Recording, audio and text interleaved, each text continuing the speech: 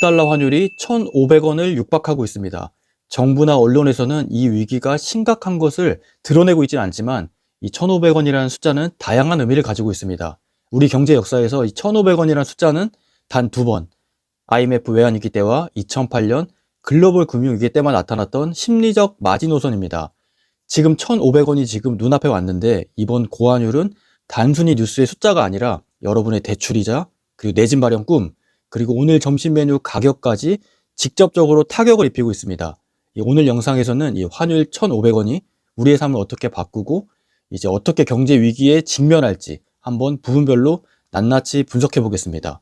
영상 시작 전 구독, 좋아요, 알림 설정 부탁드립니다. 먼저 부동산입니다. 환율이 1,500원까지 오르면 아파트를 지을 때 들어가는 철근, 시멘트 가격이 당연히 폭등하는데 실제로 환율이 1,500원에 도달하면 건설 생산 비용은 2023년 대비 약 3.34%가 급증한다고 합니다. 이 숫자가 별거 아닐 수도 있겠지만 국토부 산하 기관들의 대형 공사 317개에서만 약 1조 1천억 원 가량의 추가 비용이 발생합니다. 결과는 뻔한데 건설사는 수익성이 안 맞으니 분양가를 올리거나 아예 공사를 포기합니다. 실제로 2024년 10월까지 문을 닫은 건설사만 2,100곳이 넘고 특히 대형 종합 건설사 폐업은 전년보다 20% 이상 늘었습니다. 결국에는 이 분양가는 오르고 신축 공급은 줄어드니 이 악순환이 시작됐는데 대출금리는 또 어떨까요? 이 환율을 잡기 위해서 금리를 내리기 힘들어지니 주택담보대출은 금리 상단 이미 6%를 돌파하며 가계이자를 짓누르고 있습니다. 이런 상황에서 공급이 없는 상황에서 기존 신축 아파트는 앞으로 계속 오를 수밖에 없는 심리적 요인과 환경적 요인이 지금 완벽하게 갖춰져 있는 상황이라고 볼 수 있습니다. 그럼 내 주식과 예금은 안전할까요? 환율 1,500원 국면에서 원화 자산은 글로벌 시장에서 매력이 없는 자산이 됩니다. 그 외국인들은 환차손을 피하기 위해 한국 주식을 팔고 나가기 때문이죠. 여기서 주목해야 할 통계가 있는데 이 부채를 가진 사람 10명 중 6명은 이미 DSR, 소득 대비 원리금 상환 부담이 상승했습니다. 이 DSR이 1%만 올라도 소비 지출은 0.23%씩 줄어드는데 이런 상황에서 이제 포트폴리오를 한번 점검해 봐야 될 것 같습니다. 전문가들은 뭐 달러 예금, 달러, MMF, 단기 미국채 같은 달러 베이스 안전 자산을 늘리라고 합니다. 전문가들이 이런 이야기를 왜 할까요? 결국에는 이 환율은 막을 수 없다. 계속 상승할 것이라는 방증이기도 합니다. 그렇다면 이제 주식을 한다고 하면 이 환율 수혜를 입는 조선, 자동차, 기계업종들을 한번 관심 있게 봐야 될 것 같고 반대로 수입 원자재 비중이 높은 이 바이오나 석유화학은 지금 비가 내리는 이 흐름이라는 점을 꼭 기억하셔야 될 것 같습니다. 결국 대기업들이야 어떻게든 이 위기 상황을 버티겠지만 사실 가장 심각한 것은 우리 주변의 자영업자분들입니다. 수출 대기업은 환율이 오르면 환차익이라도 보지만 소상공인에게 이 1,500원 환율은 그냥 비용 폭탄 그 자체입니다.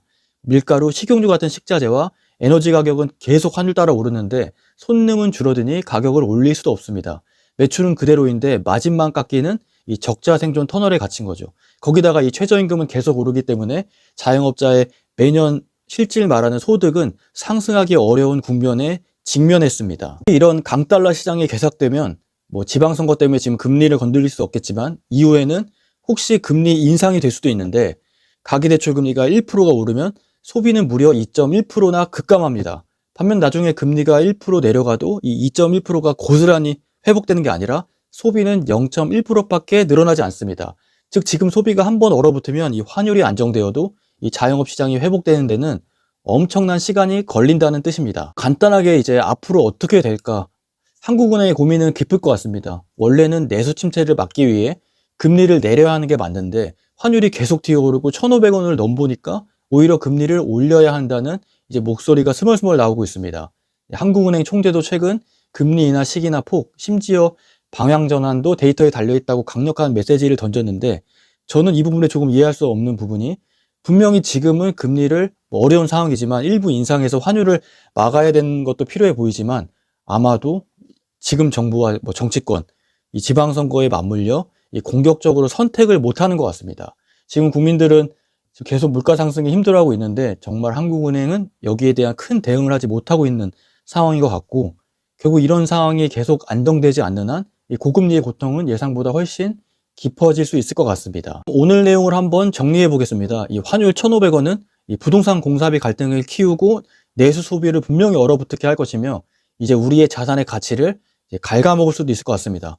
이제 앞으로 필요한 거는 이 방어적 태세인데, 첫 번째로는 이제 과도한 대출은 지금 조금 줄이고 현금 흐름을 확보해야 될 상황이고, 둘째, 자산의 일부는 반드시 달러 기반 상품으로 분산해서 원화 가치 하락에 대비해야 합니다. 그리고 혹시나 이제 부동산 매매를 고려한다고 하시면 이제 경매 시장도 한번 유심히 보면 좋을 것 같습니다. 뭐 강남이나 마포, 성동, 용산 이런 지역은 지금 감정가보다 높게 낙찰되는 경향이 있지만, 그 이유는 뭐 자금 투자를 하지 않기 때문에 그런 부분도 있지만, 오히려 반대로 그런 인기 지역이 아닌 서울의 약간 비인기 지역은 지금 시세보다 저렴하게 살 수 있는 기회도 분명히 한번 올 것 같습니다.